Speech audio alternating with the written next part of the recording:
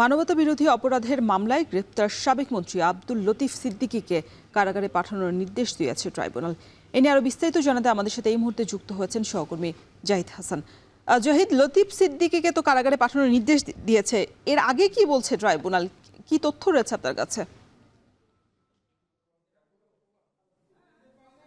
শাপলা চত্বরে হেফাজতের সমাবেশকে ঘিরে যে হত্যাকাণ্ড ঘটেছে এবং মানবতা বিরোধী অপরাধের যে মামলা হয়েছে, সেই মামলায় গতকাল ডিবি লতিফ সিদ্দিকীকে গ্রেফতার করে এবং আজকে তাকে দুপুরে ট্রাইব্যুনালে হাজির করা হয়।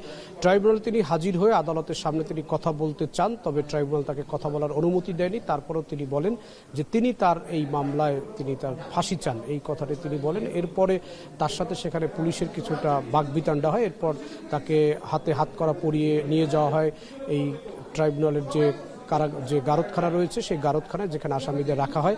সে সময় তিনি অনেক কথা বলার চেষ্টা করেছেন, তিনি চিৎকার করে কথা বলার চেষ্টা করেছেন এই ঘটনায়। পরবর্তীতে তার যে ছোট ভাই বঙ্গবীর কাদের সিদ্দিকী, তার সঙ্গে আমরা কথা বলি। তিনি বলছেন যে তিনি দাবি করেছেন যে হেফাজতের এই মামলায় তার বড় ভাই লতিফ সিদ্দিকী তিনি নির্দোষ এবং তাকে রাজনৈতিক উদ্দেশ্য প্রণোদিতভাবে অন্যায্যভাবে এই মামলায় ফাঁসানো হয়েছে এবং তিনি মনে করেন না যে তিনি এই হেফাজতের কোনো ঘটনার সাথে তার বড় ভাই জড়িত। এবং তিনি বলতে চেয়েছেন যে তিনি সেই সরকারের পাট মন্ত্রী থাকলে হেফাজতের এই ঘটনার সঙ্গে তার বড় ভাইয়ের কোনো সম্পৃক্ততা নেই।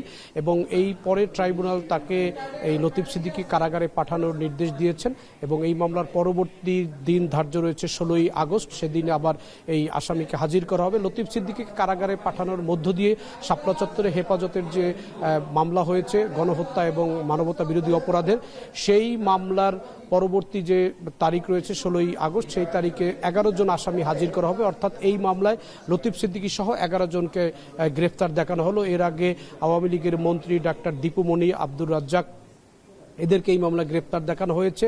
এছাড়া সাংবাদিক 3 জন, মোজাম্মেল বাবু, ফারজানা রূপা, শাহরিয়ার কবির, তাদেরকে এই মামলায় গ্রেফতার দেখা হয়েছে। পুলিশের সাবেক ডিআইজি মুক্তিযোদ্ধা আব্দুল জলিল মণ্ডল, তাকে হেফাজতের মামলায় গ্রেফতার দেখানো হয়েছে।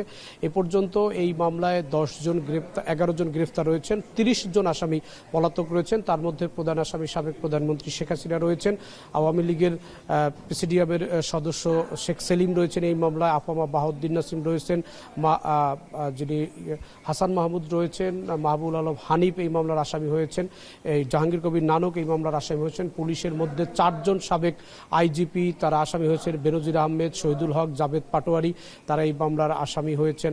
এবং এই মামলায় খন্দকার মাহমুদুল হাসান যিনি আইজিপি ছিলেন তাকে আসামি করা হয়েছে। র্যাবের তৎকালীন যে ডিজি ছিলেন মোখলেসুর রহমান, তাকে আসামি করা হয়েছে। এই মামলায় পুলিশের সাবেক শীর্ষ পর্যায়ের কর্মকর্তা মনিরুল ইসলাম, হারুনুর রশিদ, বিপ্লব সরকার, এই রকম করে পুলিশের ডিআইজি পর্যায়ের প্রায় 10 জনকে আসামি করা হয়েছে।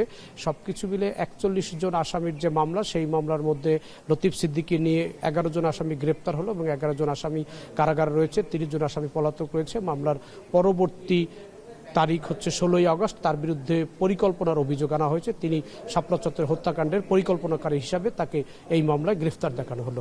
রওশন। মানবতা বিরোধী অপরাধের মামলায় সাবেক মন্ত্রী লতিফ সিদ্দিকীকে গ্রেপ্তারের নির্দেশ দেওয়ার পরে কারাগারে পাঠানোর নির্দেশ দিয়েছে ট্রাইব্যুনাল। সেই খবরই জানাচ্ছিলেন সহকর্মী জাহিদ হাসান।